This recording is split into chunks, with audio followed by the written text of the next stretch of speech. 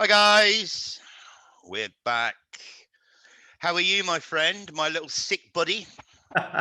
Hey, I'm a lot better now than I was a few days ago. Good. How's my sound?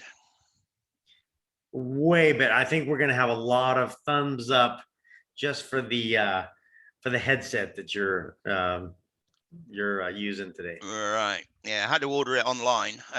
But yeah, a few people were complaining about my sound over the last few weeks, so um, I thought we'd give this a go.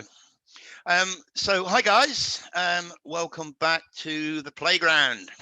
Um, And welcome to our new subs. We picked up a few more subs this week, which is great. Um, and thanks for sticking with us. We've got two for you this week because we didn't do the midweek one. Um, so we're putting this one out on YouTube, and then the second one will probably have to go over onto BitChute. I don't think it'll be friendly, and some people get a bit confused because if they're sub to the BitChute one, they'll see the second part before the first part because I have to upload to BitChute first in order to get the link to put in the description of this one. Um, so it doesn't matter. They're two totally different presentations. They're not really connected. So it doesn't matter which way around you watch them.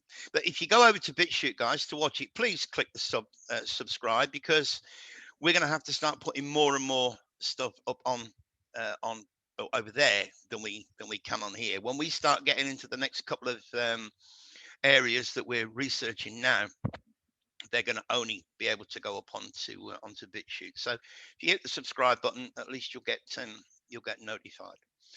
All right, so let's get into it, Harry. We're talking about his story, which we know is all a sham and complete um, BS. So this is Harry's presentation, guys. So take it away, bro. All right. So yeah, we've been talking about uh, the word history, and we use it a lot whenever we talk about things that we either know or have heard of. So I thought it'd be kind of interesting to look at what is history? Where does it come from? What is it? And so I asked the question: bunk, bollards, or bullshit? And the answer, yes, all of the above. All of Absolutely. Yeah. so. What about history can be real? That's what I asked myself. And so, the bottom line is we've heard a lot of people throughout time, a lot of personalities. They've given us their opinion of what history is, and some of those are bunk, some are bullshit, opinion, poppycock, whatever you want to call it. So I ran into this Time article, and real briefly, it says that American inventor Henry Ford famously said that history is more or less bunk. So the bottom line is, history is only what the interpreter wants us to know. Most of the time, he'll include stuff that he wants us to know, and in most cases, they'll just leave out what they don't want us to know. And so you can read the rest of this if you're on your own. But we'll go to the next slide and we'll move forward. And it says here, but wait, there's more. So in looking at quotes on history, I ran into this accumulation of famous people who made a quote on what they think history can be. So I'm just going to go through some of these. Voltaire: history is only the register of crimes and misfortunes. And if Napoleon were right, he said, if he was real, he said that history is but a fable agreed upon. I've heard it said a lie, but a fable. Karl Marx: history repeats itself. First as a tragedy, second as farce. And as I go through this list, we'll go back and kind of touch on what they're meaning from what they say. Let's see, Winston Churchill, the drunk that he was. History is written by the victors. How about Keynes? Thomas Jefferson's not pertinent to our discussion. John Maynard Keynes said, ideas shape the course of history. And let's see, Mark Twain, the very ink with which history is written is merely fluid prejudice. You know what? I came across something 2 or 3 years ago now. It was an article, the 9 most famous people that you are likely to meet in hell. And guess who was number 1? Churchill. Yeah, most likely. Just really go back one slide again. I want to touch on a few of the nuances of these quotes. So let's look at what Voltaire said. Voltaire said it's only the register of crimes and misfortunes. So what he's saying is history records the evil doings of the times and the misfortunes, because what sells newspapers and things like that, we know that bad news is what people pay for, right? We don't hear about the Boy Scout that took off his shirt so that the old lady could cross the street over the muddy road. We hear about the misfortunes because what that does is it brings down our vibration. It keeps us in fear. It keeps us in such a low vibration that we are giving away our energy. Yep. And then just one more. The whole idea that Mark Twain said about the prejudice, it's the preconceived notion of the person making that history that pushes forward in creating the narrative of that time. So if he wants me to think, if someone wants me to think that an era or a time was good, he's going to make it seem, all sparkly and great. If he wants me to think it was a depressed time, he's going to paint that picture. It's all about the prejudice of the person feeding the information. Absolutely. And we got no way of verifying any of it, because unless we witness it ourselves, what are they going to be saying in 100 years' time about the last couple of years, for argument's sake? Yeah. You know what I mean? Yeah. They're going to say, oh, that pandemic, it killed so many people. Yeah. Let alone looking at the real numbers and seeing that no more people died in those years than any other year in recorded history. Absolutely. Yeah. So let's look at the word history. It can be expressed in all of these forms that we're going to see on the left here. It's a Greek word, and if you look at that first one, it says historia. It can be kind of broken down as an I story. Can I just interject there, guys? For if you're new to our channel, Harry is Greek, and his first language is Greek. So even that word doesn't look like anything like the way Harry just pronounced it, then you take it from him. It's Greek is his first language. The next slide will break down that word, Okay. so you can see how it goes. So if we look at historia in the Greek and we look at the I story, those are going to be very similar. We're going to talk about high story, kind of how you would look at it, like high story. And then we'll look at words that kind of have that same beginning, like histogram, His-te-RECTOM-y, hysteria, and then what we did in the 70s and break down his and her story. So we're going to look at all those in the next few slides. So let's look at the word historia, and it's spelled with the Greek letters iota, sigma, tau, omicron, rho, iota, and alpha. So that's how you'd spell historia. Now, there's no H sound in the word historia. It's like a silent H. And in the Greek, it's not even spelled with an H. So that's going to be a telltale sign of where we're going to go with this part of the presentation. Okay.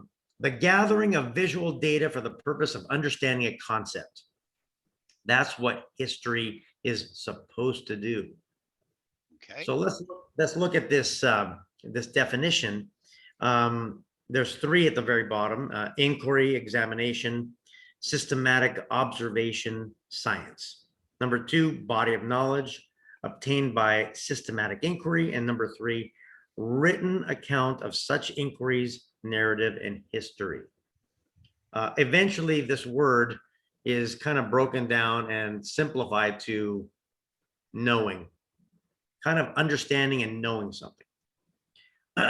So we're going to move on to look at the second grouping, and that is the iStory. An iStory is an interactive text adventure, something that you could create on an iPod back in the early 2000s. The original concept of the iStory was developed by the iPod. Eventually, it morphed, got taken over by iWriter, so to speak. And then, in other words, it is an interactive, electronic-based form of multimedia where you can create a story. And that story can be adventure, horror, combat quiz game, whatever you want it to be. But it's going to utilize images, text, music, sound. You can make any kind of that media into your iStory. Truth drop.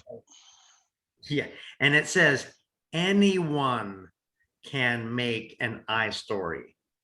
So what they're telling you blatantly right there is then that this type of story can be fabricated, created, manipulated by anyone. I like the end of that paragraph where it says Mad Studios. Yeah. All right. Well, people, you guys, you can read the rest of that yourself. That interesting. All right. So let's move on to high story. Yes. So in many cases, storytellers would create tales, and that those tales would end up mesmerizing the audience. Most of those audience members were the unsuspecting, the minions of the high class bourgeoisie. So stories that come to mind are like Cinderella or Aladdin, where the lowly, raggedy, poor, bottom of the barrel character somehow becomes fortunate enough to actually rub elbows with that upper class, that opportunity to go to the ball in Cinderella, or to become a prince like in Aladdin, because we know that in reality it will never happen. They'll never attain or have that opportunity to do so. But the story is going to create that fantasy, that feeling that yes, that one day they too can join that aristocracy. So here, those aristocrats, they lift, this is their opportunity to lift their nose and turn their noses to those low, the bottom people of the class of society. And by doing this, they're almost like stabbing them in the back by saying, look at this materialism. And they embed that whole concept of materialism into them, because they say, you're not anything until you possess stuff. And so once they've established this, they make the reader realize that it's only through stuff and the possession do you have true value. And yeah, and you've also got to remember that in English, a lad is a boy. Yes, it right? is. So if these elites, let's get a lad in. Certainly another connotation there. Yeah, a lad. Yes. Yeah. All right, so let's look at another word that has the same sound as histogram. And now this was a history is histogram. And we all see a histogram every month when we get our a water bill or a gas or electric bill in the mail. And a histogram is an approximate representation of the distribution of a numerical data.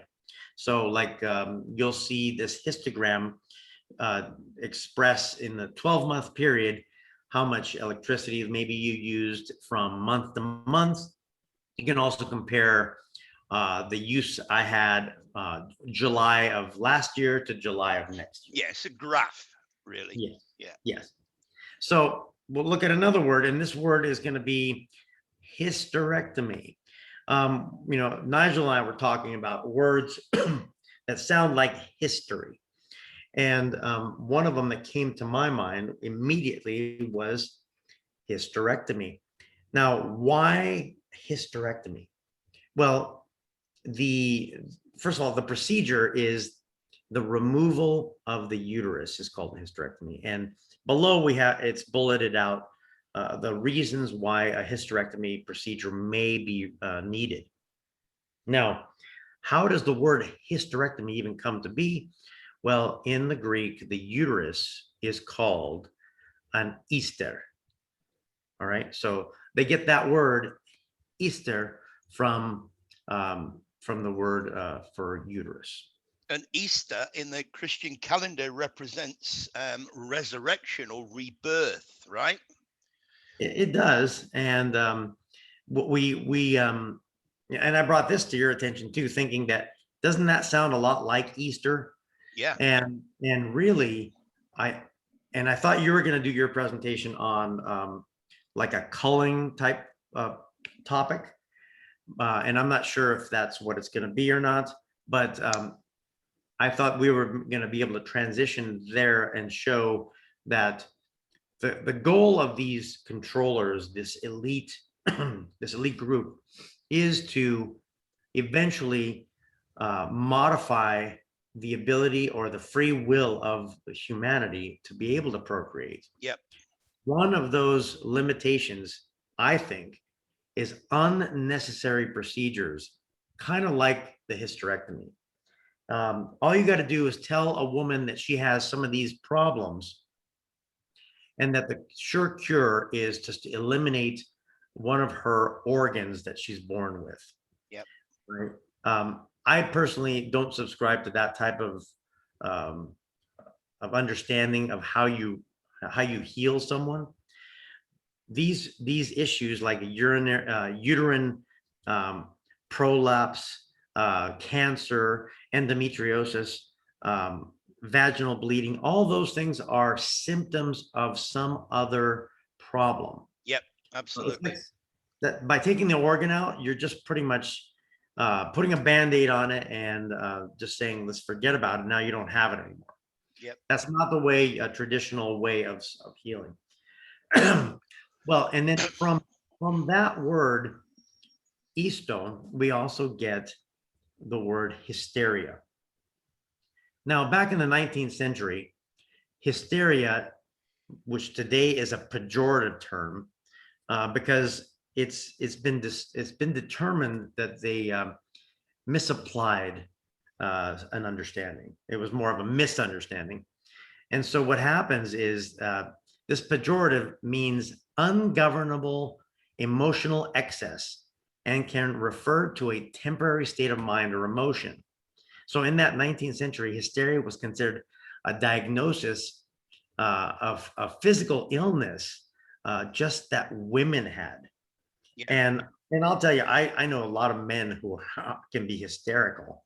So I think this was they jumped to a conclusion here. Absolutely. And then for that reason, in today's terminology, the use of the word hysteria has to be probably modified and changed. Maybe a new word needs to be formed, because this emotional state that can be diagnosed has nothing to do with the any female organ. So no, and it's interesting how, hysteria, hysterectomy, very, very close. yeah, of course, it's they root from the same place. That's why. So we'll go to the last comparison. And so we're going to see that the notion of or to implement the strategic divide and conquer was alive and well even in the 1970s, when the feminist groups in mass decided to stop using history and began using her story whenever they would report on events. This eventually did come to an end when, some people started to research the origin of the word history. And then they put two and two together, realizing that the HIS portion of history was not associated to, let's say, a patriarchal dominance of women, but had more to do with the origin of the word. Or did it? I think that throughout these slides that I've shown you, I can prove that the H is misplaced. It doesn't belong there. And I think it was deliberately put there as a subconscious marker in order to divide. The more control the masses, if you can divide them, pit them one against the other, they can pretty much do the job of the elites for them. Yeah, Why absolutely. would they wouldn't have to dispatch someone to go and create a problem. The problem is now inherent in the language. Yep. And it's going to make the men against the women pretty much want to torch each other. So then there you go. You were able to find a symbolic representation of the female anatomy on the left and compare it to the satanic ram's head. The Baphomet, yeah. Yeah. So you can see that the two shapes are almost identical. And the thing that they're playing with now is the mind of humanity. They want to make sure that they put in the mind that the Baphomet is the female reproductive system. Yeah. There is a comment, there is something that how can I put this politely? When you think of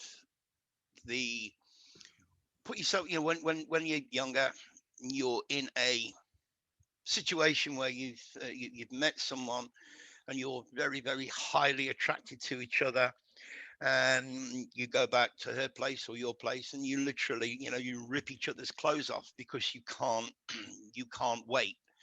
Then it's easy to kind of associate the female reproductive system with a beast in that context. You know what I mean? When you have such a strong desire to, you know to do what comes natural. um I just see that. I'm trying to be really, really careful here and really, really polite. I don't want to offend anyone, especially the ladies, but we're all adults, we're all human beings, and I think people know that what I'm getting at here when you associate with that to the quote unquote beast. um excuse me. So what um what we're trying to do here, guys, is we're trying to put together a some kind of timeline between what we've presented before with the Yehudan, which are the Genesis 1:27, the Adam and Eve, the Genesis 2:7, and we're gonna present some of that in the next presentation that we're going to go and do over there. Um, but what I'm working on, what we're both working on at the moment, is putting it all together and bringing it up to today, and why people like Mr. The most famous doctor in the world, and these people, why they do what they do, why they tell us that this realm is overpopulated and so on and so forth. I've got it all in here. I've put it all together in here, but I've got to put it together in a presentation in a way that I can articulate to everyone, um, in a cohesive way. And there's quite a bit of work I've got to do in order to put all that together for you. But it will be coming up either midweek this week or next weekend. We're doing 2 a week now, midweek and weekend. So it'll be either the next one or the one after. So look, we're going to wrap this one up, and then we're going to record what we're going to call part two, and that will be over on the BitChute channel. So anything you want to say, Harry? You had a lot of people well wishing you, sending you love and vibes, and get well soon. And I replied to as many of those as I did see, and I appreciate all of those well wishes and all that great energy sent my way, and I appreciate it all very, very much. The last thing I want to end with is on this. We have to just be able to look at that word history and take it with a grain of salt. Understand that you're going to be told a lot of things. The things that don't resonate with you, you should discard immediately. The things that do resonate with you, look at it, observe it, test it. If it still doesn't resonate after that, then you know something's still wrong with it. If it does, then you know it probably is honest. If it's natural, it's probably going to work. If it's something contrived and very difficult to prove, probably not true. But what we saw in all of these breakdowns of words that are either like history or sound like it or look like it doesn't mean that they're wrong, but they're probably trying to make you think something rather than what's really being presented. Steer you in a certain direction. Yeah. Yeah. And the one thing that I can honestly tell you that I saw throughout doing this presentation is the key thread that's running through all these terms is how can we break you down, pitch you up against one another, stop your growth, and minimize your numbers. If they can do all those things, that they've succeeded, they've won. And that's what they're accomplishing through misinformation, just like the mass media networks do. They use that similar iStory type thing where they flood the market with music, videos, movies that tell you an alternate lifestyle that's not conducive to actually surviving. All right. Talking about movies, I just watched The Island from 2005, which was set in 2019. Most people listening to this have probably seen it, but I strongly recommend you go back and watch it with new eyes and think about, or try and put it in context with what's going on today. And it's, yeah, The Island from 2005 with Sean Bean. Definitely worth having another look. It's only an hour and a half. So, all right, guys, look, we'll leave it there. We've been waffling on long enough, and we're going to get the other one in the can and get these uploaded. So, again, thanks for watching. Hit the like button. Make sure you subscribe. Check the bell. And when you go over onto BitChute, please do the same. Don't forget, let's tell everyone about the 30% off. Oh, yeah. Oh, how remiss of me.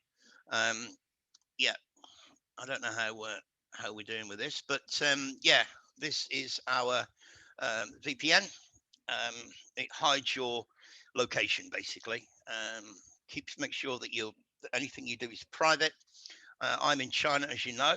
This week I'm going through Taipei in Taiwan, but there's a little drop down menu there, and you can put yourself through any country that you like. So you are where you are, and your computer is in, or your internet connection is routed through any one of these countries. What's in it for us? Well, it's the same that's in it for everybody. It's the normal price, I think, is $70 a year. We get 30% off, and so do you. We don't get any kickbacks or anything else. We just get 30% off for promoting it. So it works out at like $49. US, which is like less than $1 a week to protect your privacy. So we recommend that everybody. It's one of the best. I mean, there's several out there, but this one is by far. I've used this now for what, 4 years. Never ever had a problem. Link and the promo code will be below. So right, we're going to get going, and we'll see you over there. All right, guys. Thank you. Thanks for watching. See you later. Bye.